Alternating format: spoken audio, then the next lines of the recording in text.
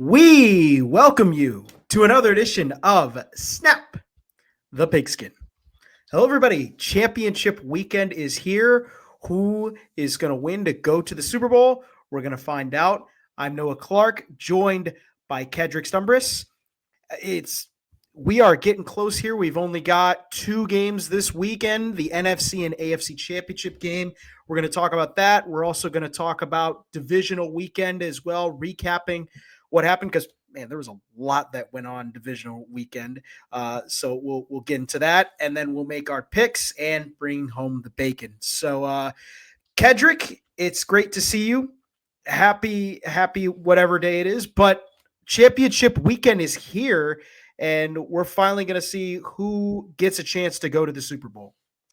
I just put it together like right now that I don't even know if I'm going to be able to watch either of these championship games live. Really?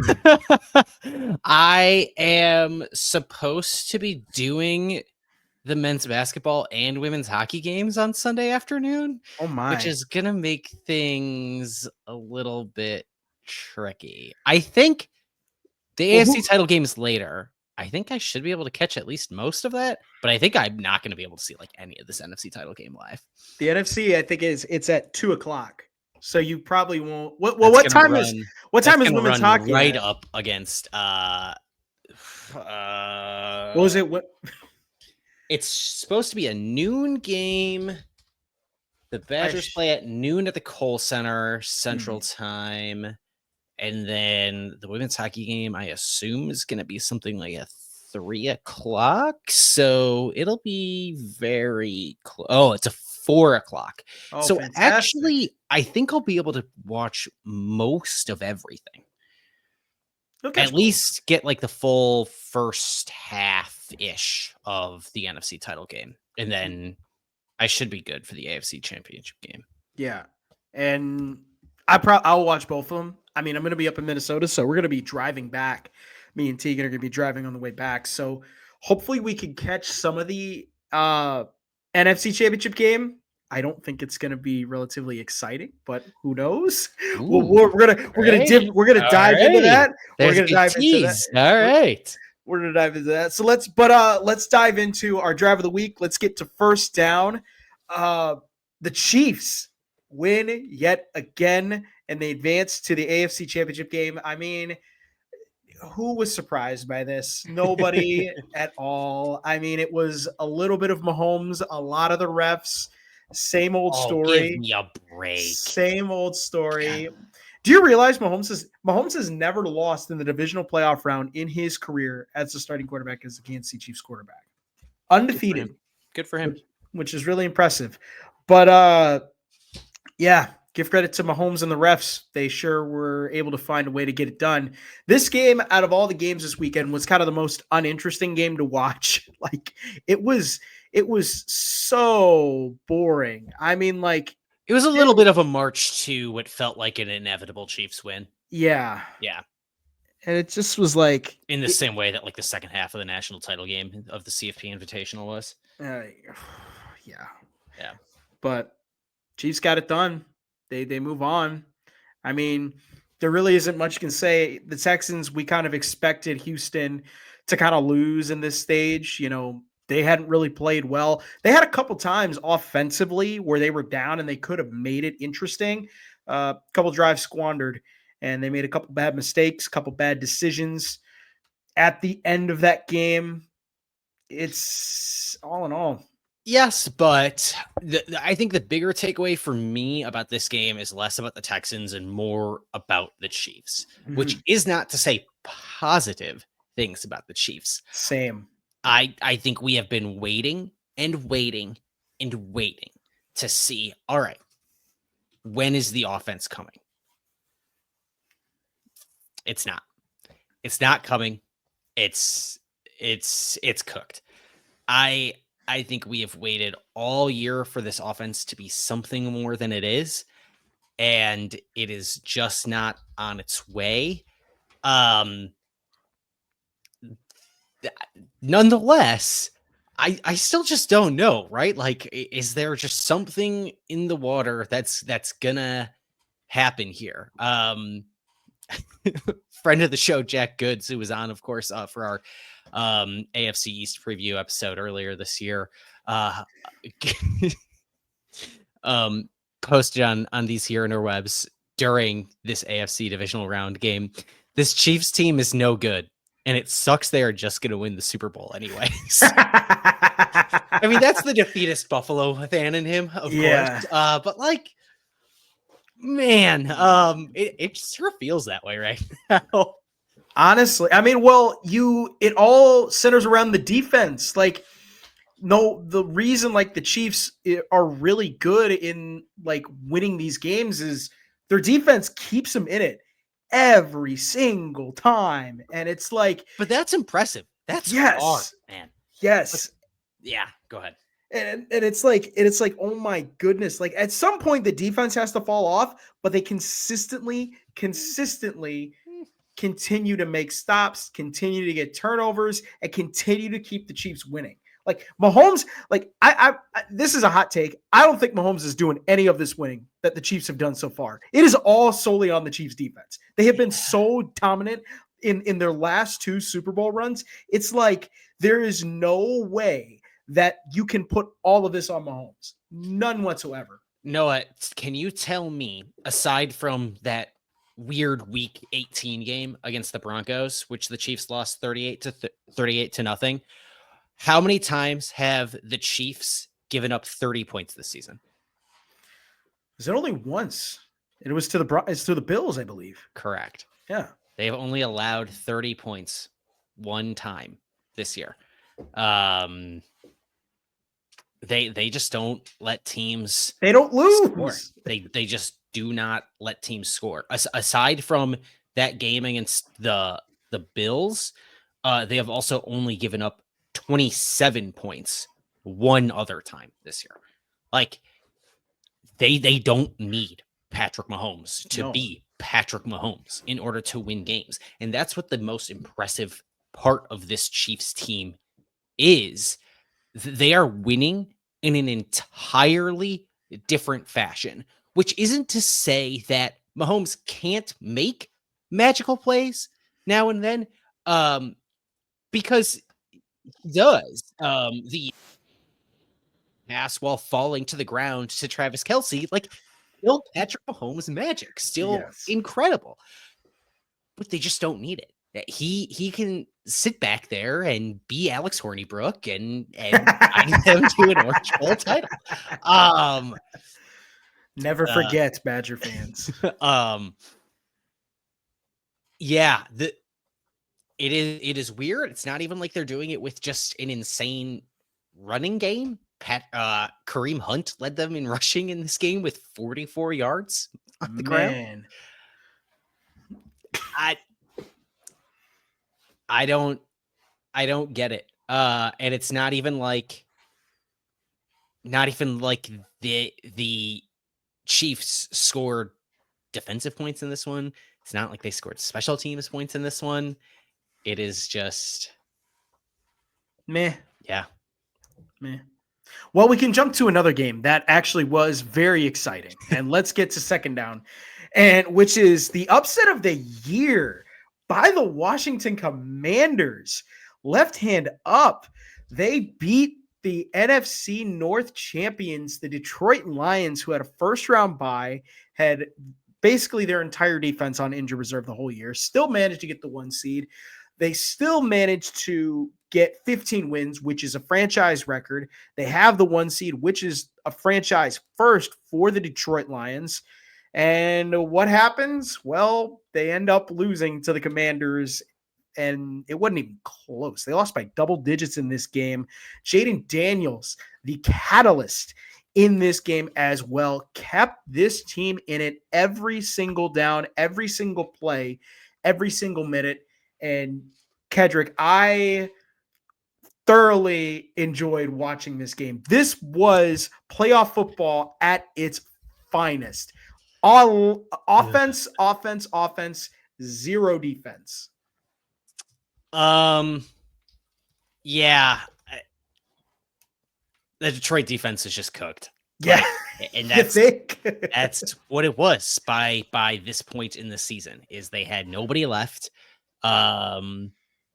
We thought that the Lions could just eventually outscore Washington, and that simply did not prove to be the case.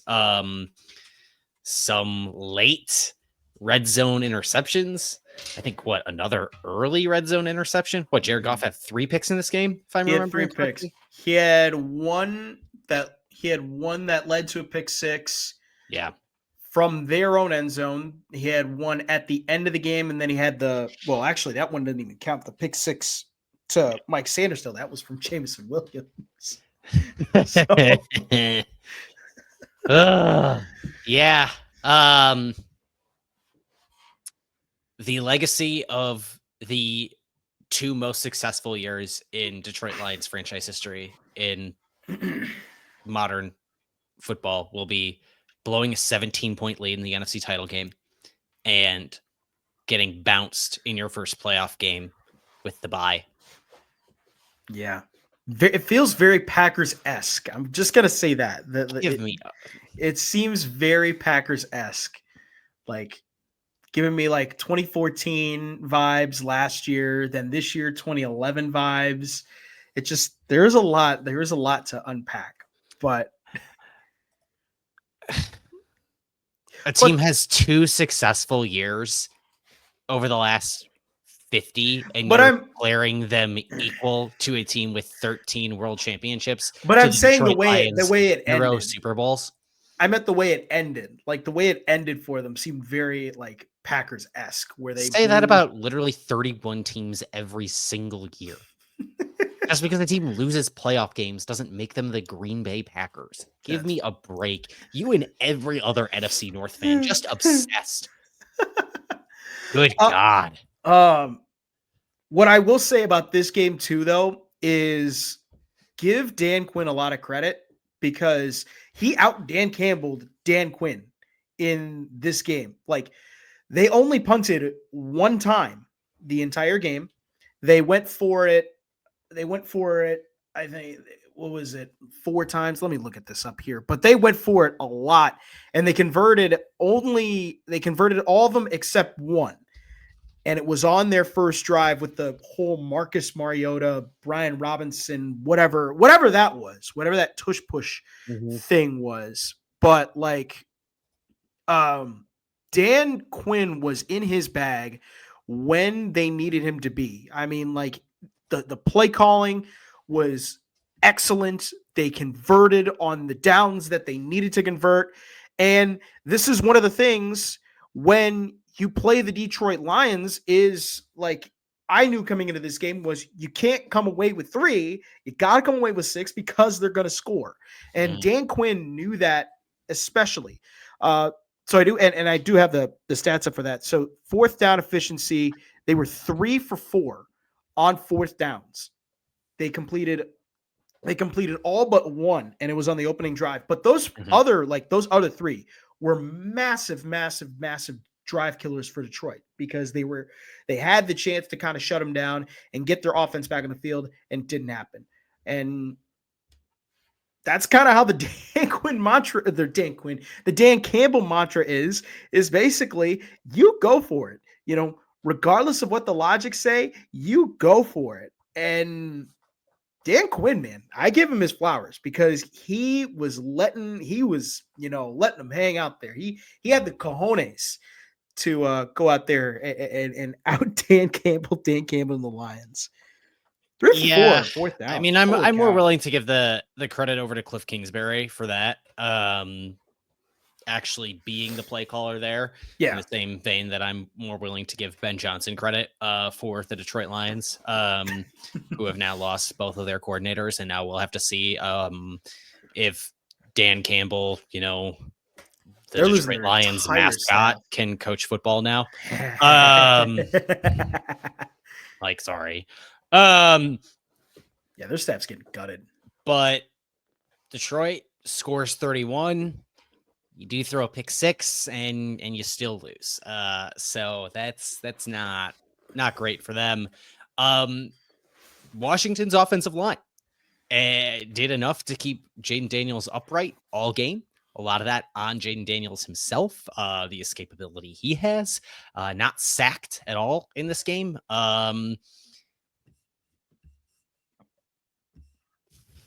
Eventually, this Lions defense that just has nobody left in the secondary was going to got. Ultimately, I think this was a really bad matchup for them. And I think that between them or the Eagles, they weren't making it out of this NFC in the postseason because the Eagles also willing to throw the ball outside the numbers and put defensive backs on an island and dare them to make plays.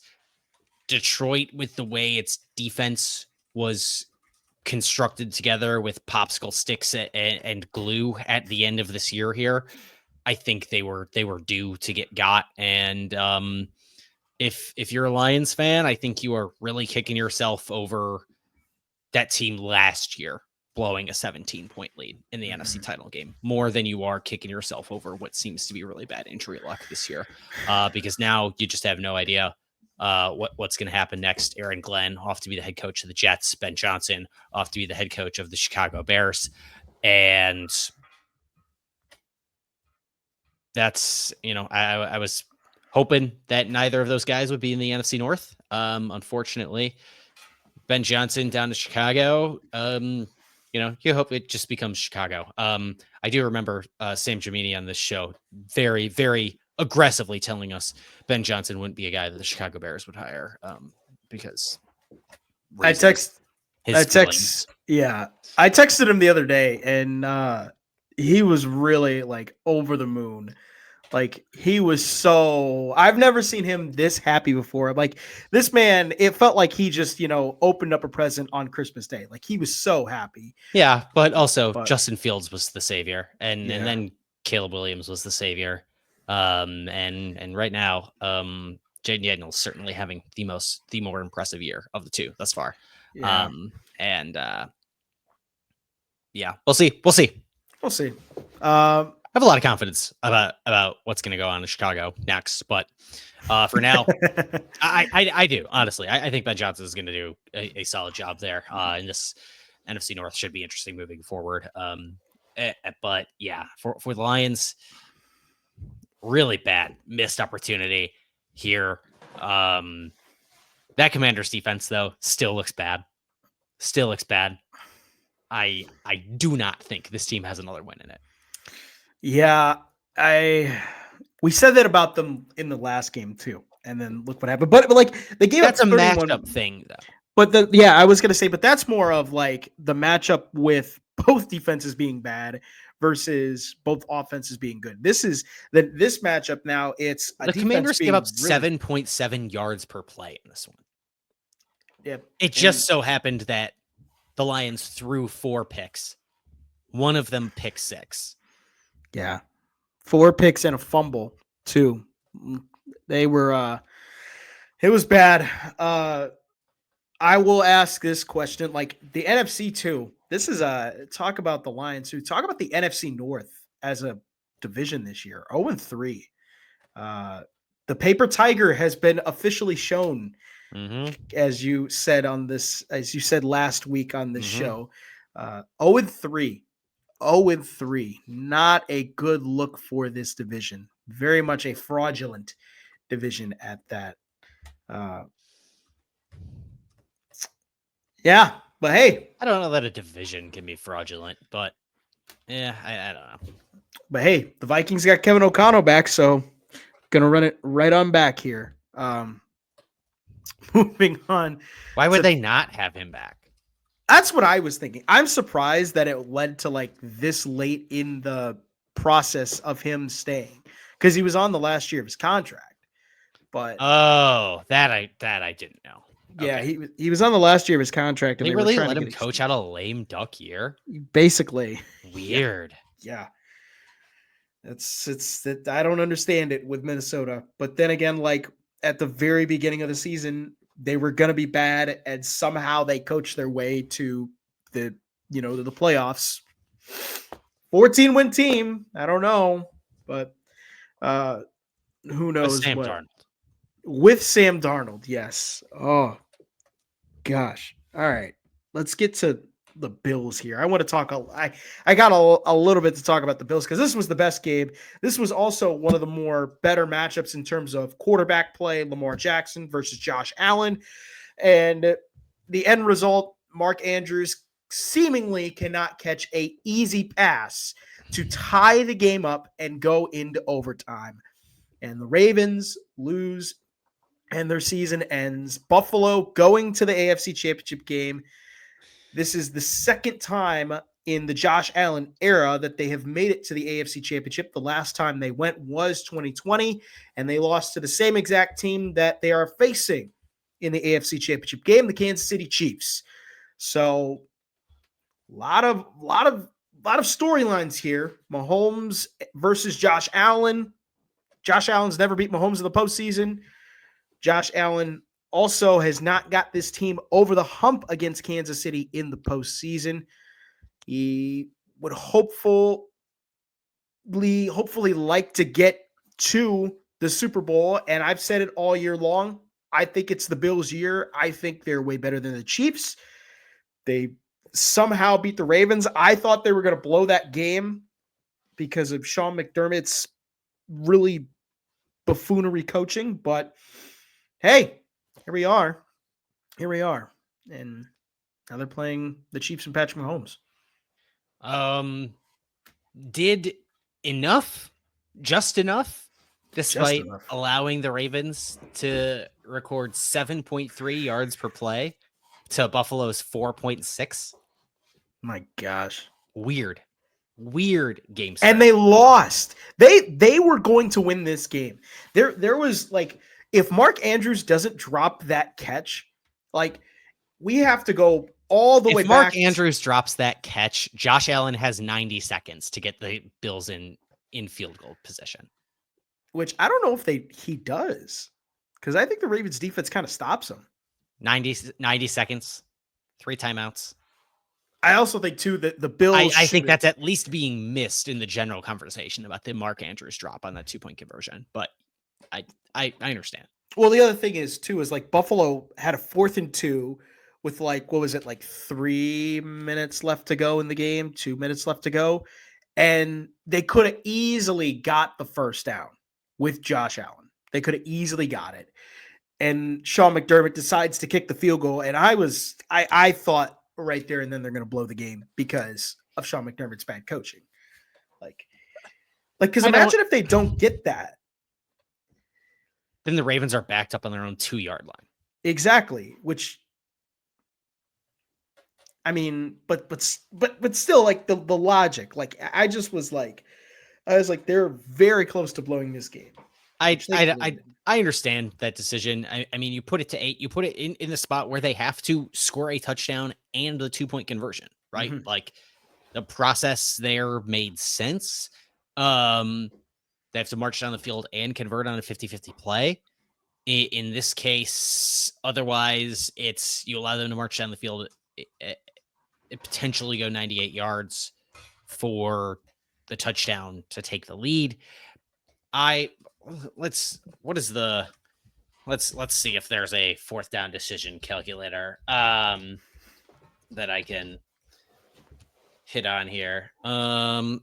You should vamp while I pull up RB's DM on this.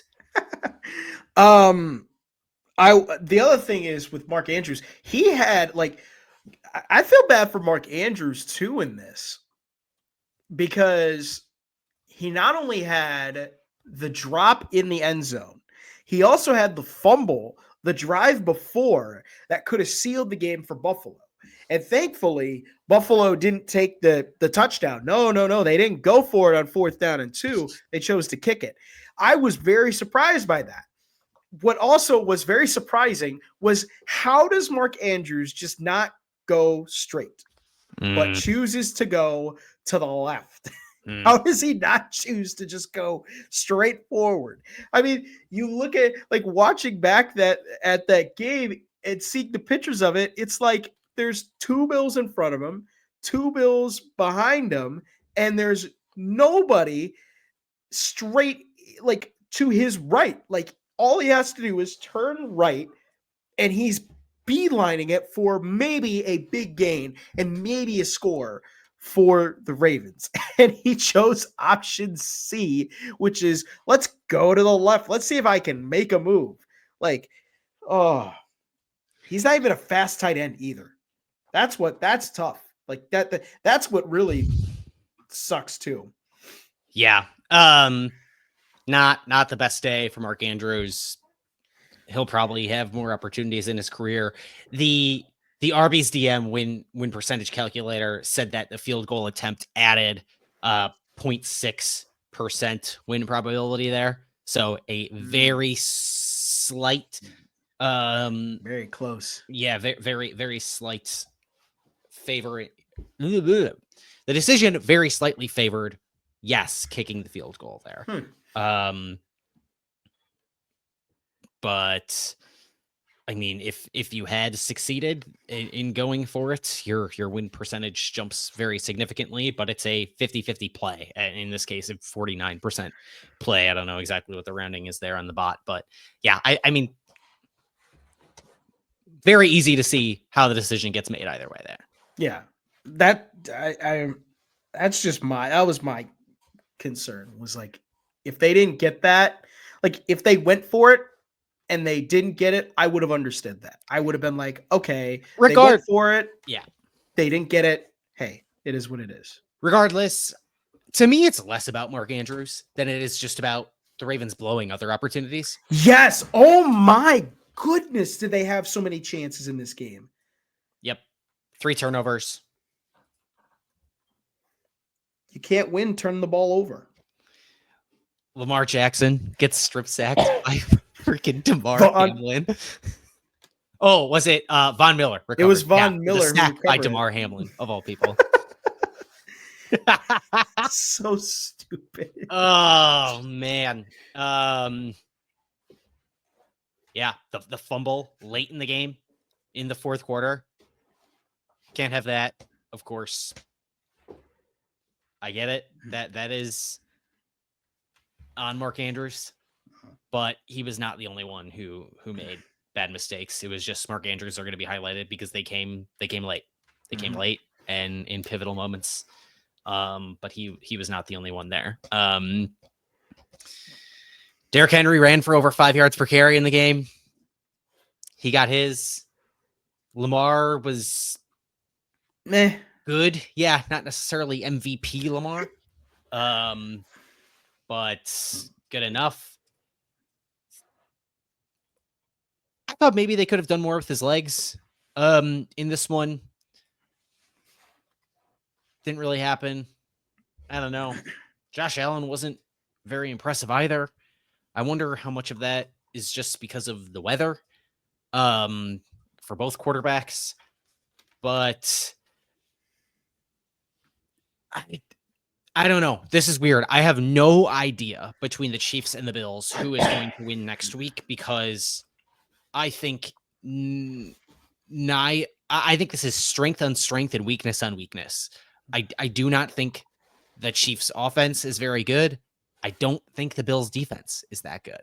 I don't think the Chiefs, I don't think the Bills. You think the Bills offense is really good against the Chiefs defense. But you also think the Chiefs defense is really good. Yeah. Yeah. So something's kind of got to give on either side there. And I will be fascinated to see which way that goes. Because despite Josh Allen facing a very good defense and Patrick Mahomes not being a very good quarterback this year, I don't think either side's really going to turn the ball over. At least that's not what I expect out of these two quarterbacks. So game-changing plays will have to be made in other ways, I would imagine. So maybe this just becomes a little bit of a slog, and maybe it's like, I don't know. I'm going to be fascinated to see what happens here. I've not really any of an idea.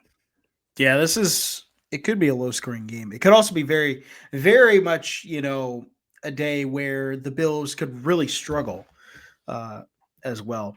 But for Baltimore, it's another year like with the Ravens. It's another year where under John Harbaugh and the Ravens, they've been to the playoffs so many times and have had such great teams. Like they've had some elite teams get into the playoffs, and it's the same result every year where they have a few mistakes that don't go, where they make a few mistakes here, a couple mistakes there. Your quarterback doesn't play at the level he should be playing, and they lose. And it's another example of it yet again. And I don't like putting the narrative out here because this is a narrative that I think everybody is potentially had on Lamar as being not a good postseason quarterback. But like, I mean, come on, like the last like two postseasons, he's done things. He's played well against the teams that they're expected to beat. Like the last two postseasons when they beat Houston last year, Houston wasn't that good. They were a very young team. And then they lose to Kansas City. And he wasn't up to his top performance. It's the same thing here again, where they beat the Steelers, they handled the Steelers, and then they lose to the Bills, and Lamar doesn't play well. Like, I have that question mark about Lamar.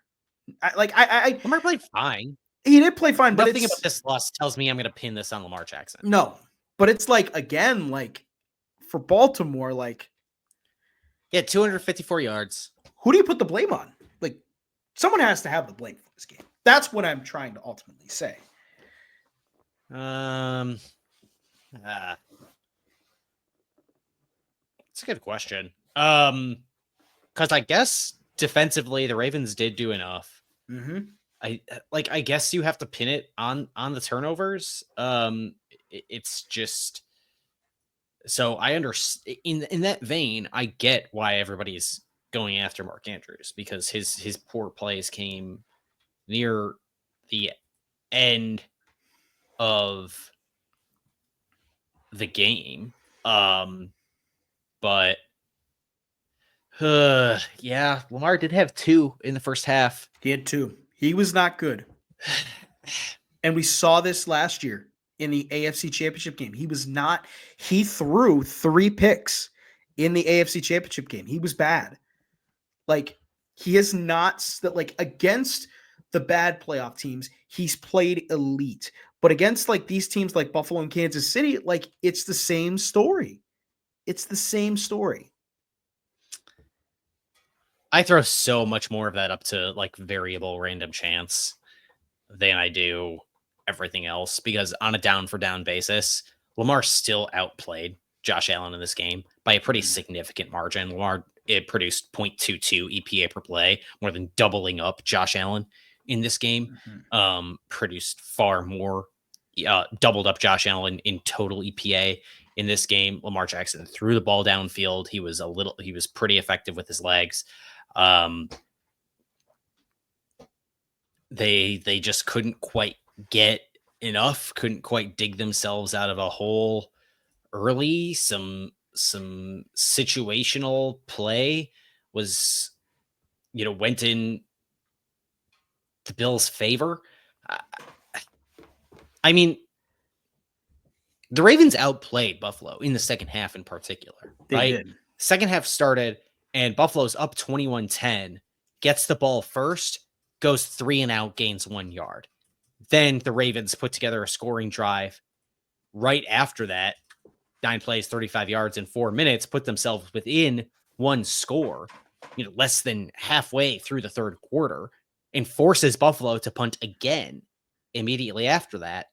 Then it's a touchdown and a failed 2-point conversion on that pass to Isaiah Likely.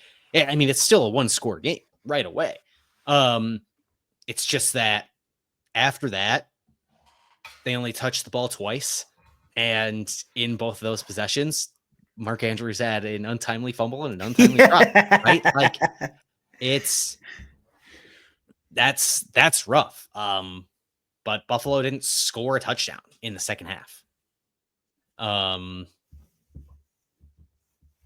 Ravens just had to chase a few too many points. Yeah. I mean, yeah, that is what it is. Now, Buffalo going to play Kansas City. I am thoroughly curious who comes out of the game. Like, fourth down. Matter of fact, let's just get into fourth down because I want to talk about this with the NFC Championship game and also talk about how the fact the Giants are such buffoons for letting Saquon Barkley go to their division rival. But the Eagles beat the Rams in the snow to advance to the NFC Championship game. Saquon Barkley had an incredible performance in the snow in Philadelphia.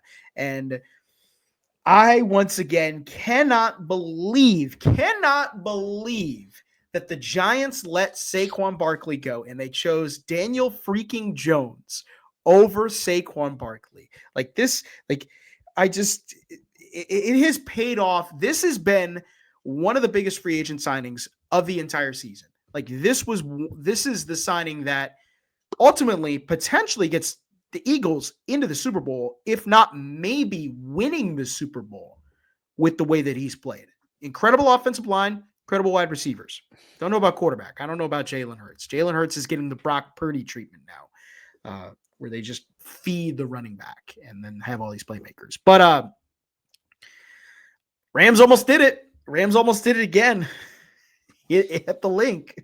You take Saquon off this team, you take Jalen Carter off of the Eagles, the Rams win this game maybe by multiple scores.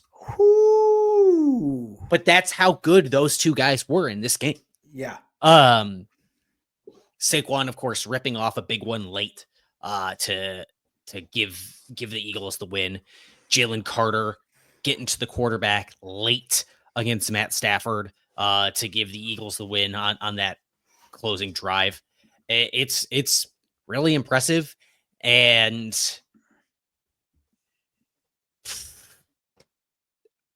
it is very weird that this Eagles team, I think, is presumably going to go to the Super Bowl because they just have not, they have been good, but not world beaters all year. And there's not any one team in the league, I think, that has just been very clearly far and away the best team. I think there have been upper echelon teams that have kind of beaten up on the lower tier teams most of the year. But there's nobody left, at least, that I look at them and I go, like, they are winning the Super Bowl. Yeah. If I had to pick any of those teams, though, I think it's the Eagles at this point in time. I think they have the best. They have an argument for the best remaining defense among the four teams left. And among each of those four teams, they certainly have the better offense than the only other team that I think has the case to make that has the better defense, and that is the Kansas City Chiefs. They certainly are better on both sides of the ball than their opponent in the NFC title game. They have the best run offense of the four teams remaining. Not the best passing game, but I think that's second only to the Bills. And even still, I think that the way the Eagles can throw the ball outside of the numbers would really challenge a team like the Bills that I don't think is fantastic in the secondary still. I think they're kind of just good enough, but that team gave up 7.7 yards to the Ravens. Granted, the Ravens offense is better than what the Eagles has been this year.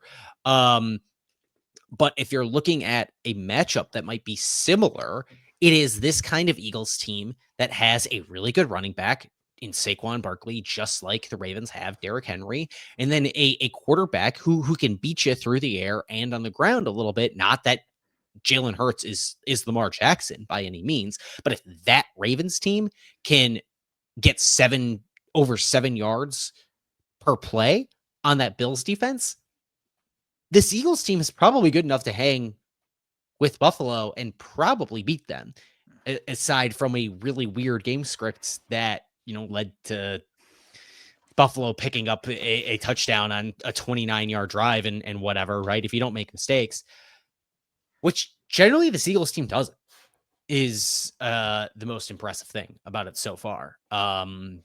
They can dial up pressure. They can be really impressive that way. They can be methodical or they can go up tempo.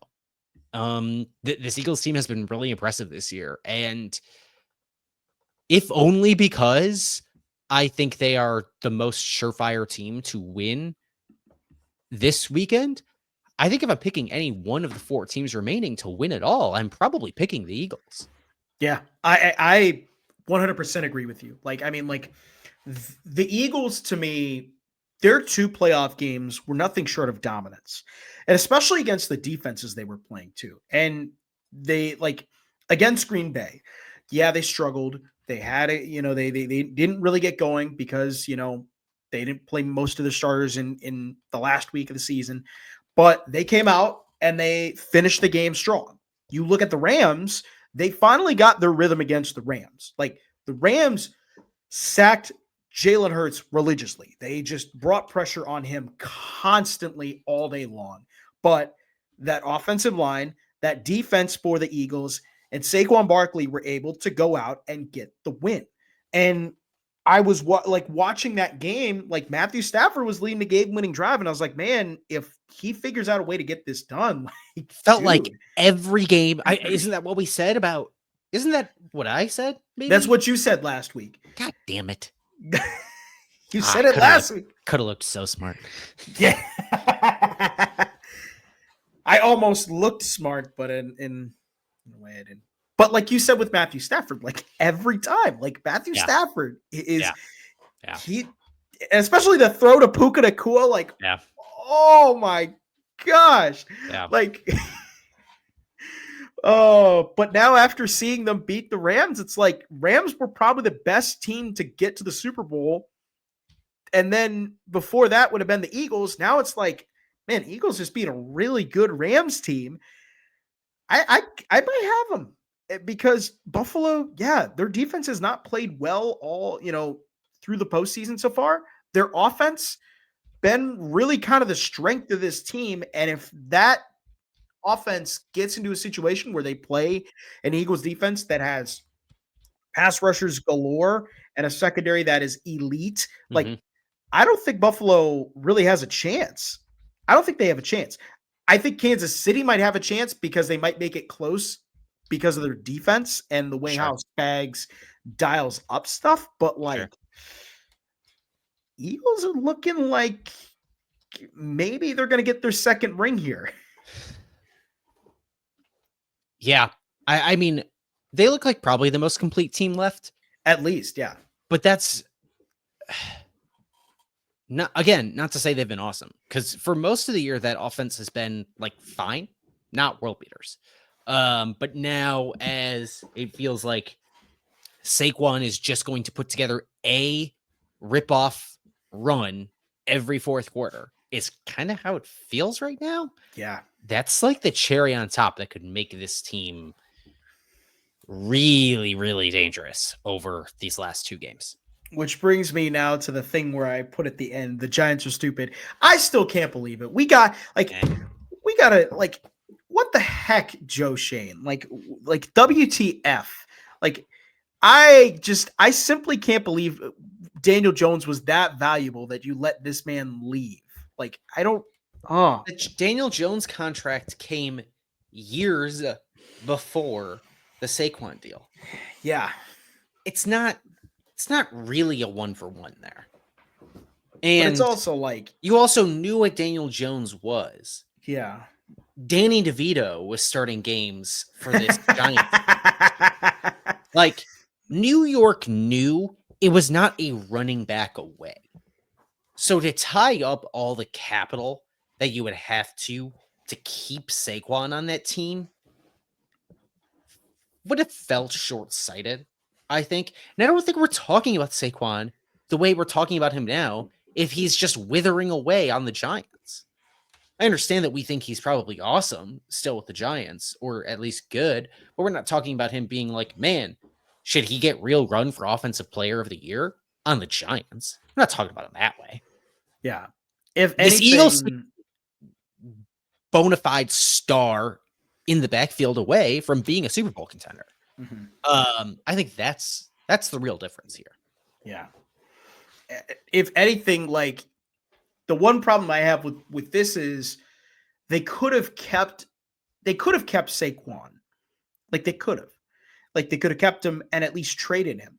But the fact that they just like flat out released him too is like just bonkers to me, because he's when healthy, like he's a top 5 back in the league. Like, and that's when healthy and the having Giants a didn't good release him. His contract just expired. He was a free agent. Yeah. Oh, that's right. Yeah. Yeah. But they were thinking about using the franchise tag to keep him here for a year. I don't know. I feel like the Giants really dropped the because ball we on have this such a great track record of teams using the franchise tag on running backs and that turning into like a no drama situation at all. But good for Philadelphia, man, to pick up Saquon Barkley. Like this was a really solid pickup. Perfect fit there. Offensive line was already constructed. An existing running scheme that complemented Saquon really well. I really can't hate on it. No. That's the thing. I'm kind of I'm a little bit of an Eagles kind of guy. Like I really can't hate on the Eagles because like at this point, like Philadelphia, they're like one of the few teams that has been good for so many years. They've had so many good teams. Like you go back into like the 80s when they had Reggie White and Jerome Brown and Randall Cunningham on the offensive side. They had a really good team in the 80s. And then they never got to a championship. Then you go to the 90s. They had so many bad years in the 90s. And then the 2000s when they had Andy Reid, they made it to one Super Bowl under Andy Reid in his tenure with the Eagles and multiple championship games, could never get over the hump.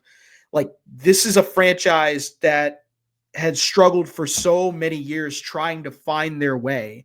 And they finally found it in 2017, beating a Patriots team that was really good.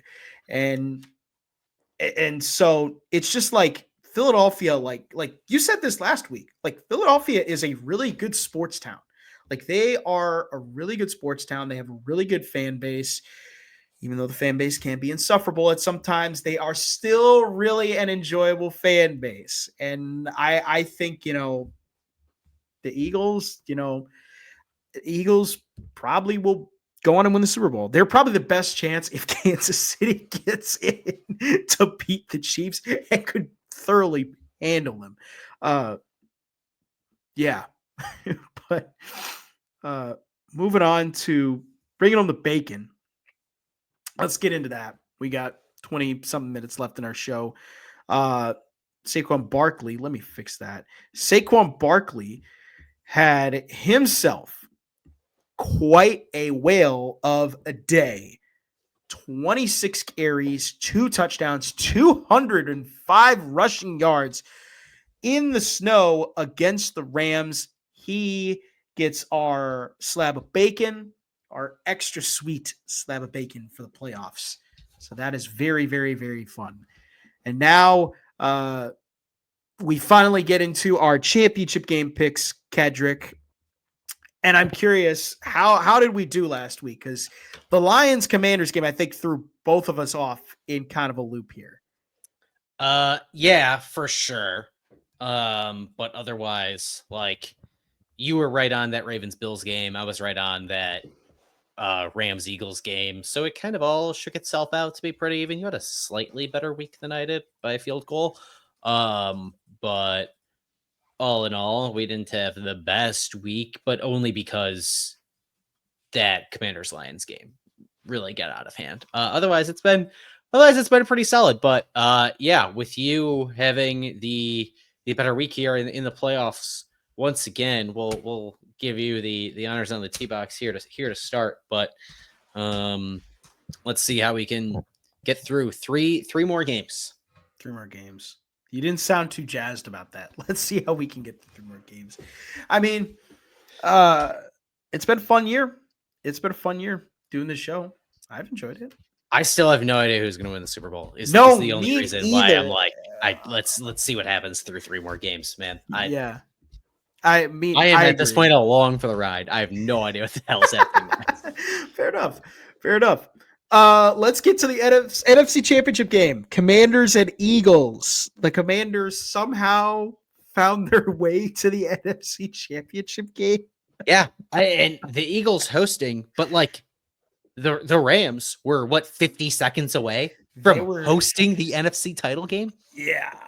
So, and keep in mind too, like these two teams are 1-1 in the regular season this year. Commanders beat them in the regular season last time. So this game is so tough for me because it's like I know the Eagles should come out of this game. Winning this game handily. But it's also like the Commanders in that last game that they played, they were able to will themselves to a win. And Jaden Daniels especially was incredible in that game. Oh, 5 touchdown passes in that game. 2 picks of 5 touchdown passes. That was also a Kenny Pickett game. Though. Yeah, I will say that also didn't help that Kenny Pickett played most of that game and not Jalen Hurts. But like Saquon Barkley still went off in that game. Yeah, he carried the ball 30 times. Yeah, he still went off in that game. Give me Eagles. And I'm going to make it close. Give me Eagles by 7. I wanted to put this as a blowout, but every gut instinct in me is just saying that this is not going to be a blowout. So give me Eagles by 7. I think they're going to go to the Super Bowl and fly, Eagles, fly. That feels right to me. That's what I had too. Is Eagles by 7. I think if this weren't a divisional opponent, I would pick it bigger. But these division matchups are always they're so tough to predict. Yeah, you never quite know. Like we said earlier, the Eagles are better on both sides of the ball. They should win. If Jalen Hurts has a solid game, I think this one gets out of hand. It's throwing outside the numbers to AJ Brown. I don't know if Jane Daniels can replicate another 5 touchdown pass performance. That feels a little hefty here.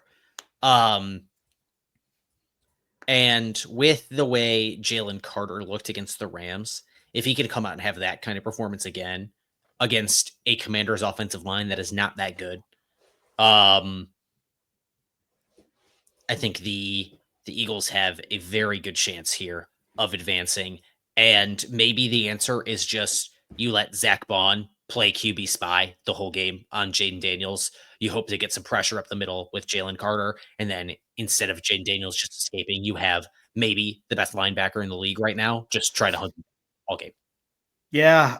And the tough thing about this with the Commanders, they lose Sam Cosmi, their best offensive lineman at right guard, to an ACL injury. He's done for the rest of the season. They lost him to the divisional round. So that really kind of cripples them in the running game too. I just think that deep front for the Eagles, they're just going to feast on Jaden Daniels all day. But it's so hard for me to not pick this game being at close. Least make it harder. At least make it so that he has to be on the run and can't just wait to dial it back and toss one to Terry McLaurin. Right.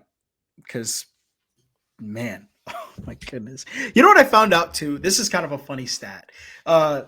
Every team, 31 teams have made it at least to the NFC or AFC championship game. Oh, yeah. Do you know who the only team that hasn't made it back there is? The 2 teams with the team with the longest active NFC title game appearance drought is the Dallas Cowboys.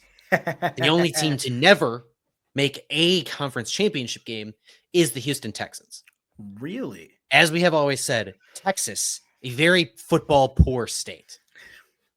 I don't think anybody said that. As everyone said, Texas, horrible at football. Oh, God. All right. Let's get to Bills and Chiefs here. This is going to be a fun matchup. Bills and Chiefs, Mahomes versus Allen. Last time these two teams met, we were treated to an incredible playoff game in 2021, which ended up with a very controversial coin toss that ultimately changed how overtime rules work. So, but here we are.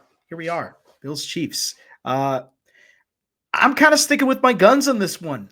I think this is the Bills' year. I think Buffalo finally gets over that hump of beating the Chiefs. I think Josh Allen, he's playing at an elite level. I think the thing that will kill Kansas City is the fact their offense just simply cannot score points. They just simply cannot get, those drives that you need to get consistently. And I think that's what's going to do them. I think that they're not going to keep pace with the Bills on the offensive side. I think Buffalo is just going to put those points on consistently. Give me Buffalo in this game. Give me Buffalo by 7 to win. I think they're going to get ahead early. Kansas City's going to make it interesting, but I got Bills winning this one by 7, and I got Josh Allen and the Bills going to their first Super Bowl since, I believe, 1994 was the last time they went to the Super Bowl, because they went to 4 straight. So, by how much? Bills by how much? I said Bills by 7. Bills by 7. I am torn. I want to pick the Bills here, but I have been on the Chiefs.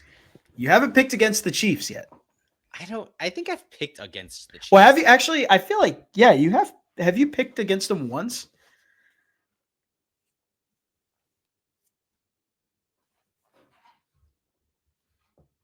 I did. One time in week 3 when they played the Falcons.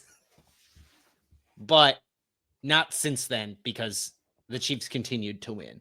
And since then, my mantra has been like, I will not pick against the Chiefs. I pick this team to win the Super Bowl regardless. And who would I be to not stick to my guns since before the season and continue to pick the Kansas City Chiefs? God, disgusting.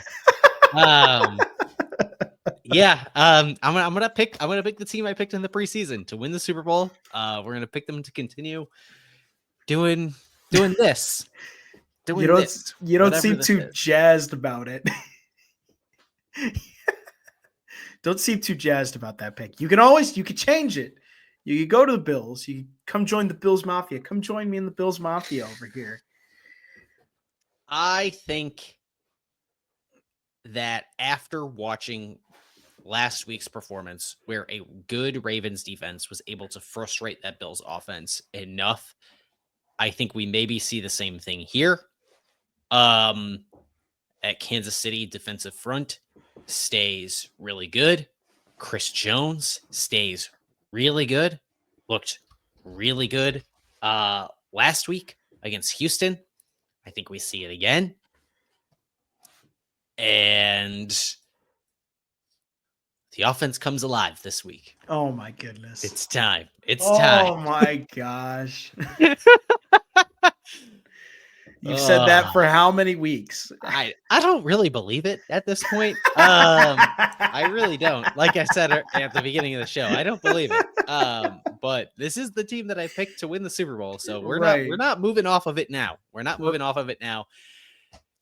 Chiefs by 3. The Chiefs kick a walk-off field goal to win it. Oh man! And everyone's favorite Harrison Butker gets all the glory. It's been a big week for Harrison Butker, Has it been really? I haven't seen. What has it been in the news? Like, just things that happen in our country on the 20th of January.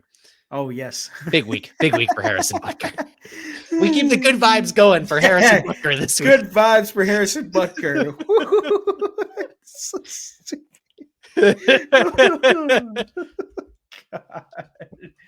God. America's also gonna hate this too, because if it's Chiefs Eagles, it's gonna be It's gonna be a repeat of the Oh, Super the Bowl. holding call. Oh, Yeah. shut up. Give me a break. It's gonna be a repeat of what we saw 2 years ago. Fantastic. Watch Snap Moving the out the Pigskin. tunnel. Oh my God, that's Jason Kelsey's music. Watch Snap the Pigskin on YouTube, Or not. please, or not. You can watch Kedrick's podcast too. Sconnie Six Pack. Badgers just dropped a terrible loss to UCLA. That's not a terrible loss. I mean, it's not terrible, but the way that they lost was pretty rough. I didn't watch any of it though. I was following your tweets. I was following your tweets to see The how way the they game lost was was horrible, but I have no idea how they lost. I was following your tweets. They scored 1.26 points per possession and didn't win because they can't play defense. Sounds like another team we know. Anyways, I'm Noah, joined by but could be. I'm Noah, joined by Kedrick. This has been another edition of Snap the Pigskin.